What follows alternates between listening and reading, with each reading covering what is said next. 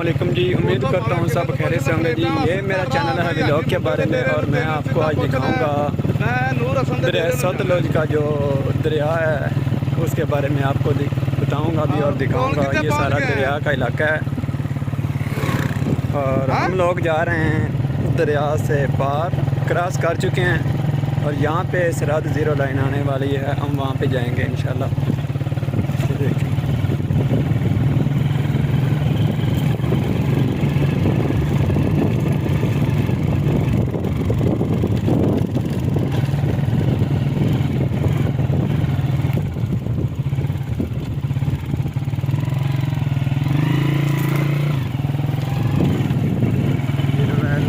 छेती फाड़ लेने तो बंदे बड़े पड़ींदे ने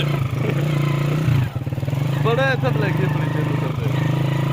पड़ींदे भी है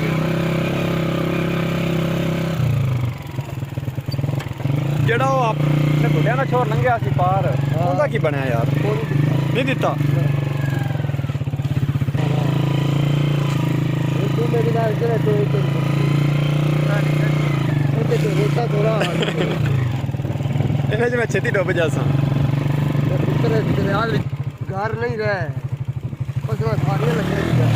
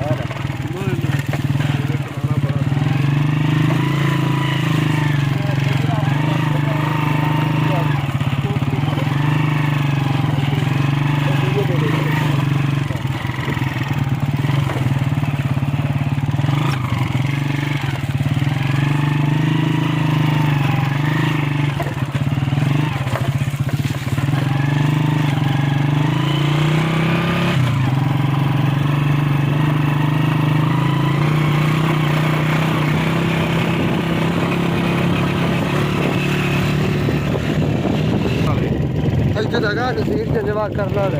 अच्छा, उन्हें दिखा या मैडम साहब गिरदावरी ने मेरी ओके कर दिया है। अच्छा जवाब ये करेंगे ही तो ਅੱਜ ਮੁੰਡੇ ਵਾਲੀ ਪਾਣੀ ਨਾਲੋਂ ਨਾ ਆਪਾਂ ਪਹਿਲੀ नहीं ਤੇ ਫਿਰ ਸਵਾਲ ਆਉਂਦੇ ਆ हां ਉਹਦਾ ਤੈਨੂੰ ਮੈਂ ਆਣਾ ਤੋਂ ਮੰਨਿਆ ਨਹੀਂ ਆ ਜਾ ਬੜਾ ਕੰਮ ਸਹੀ ਹੈ और भी तो नहीं गया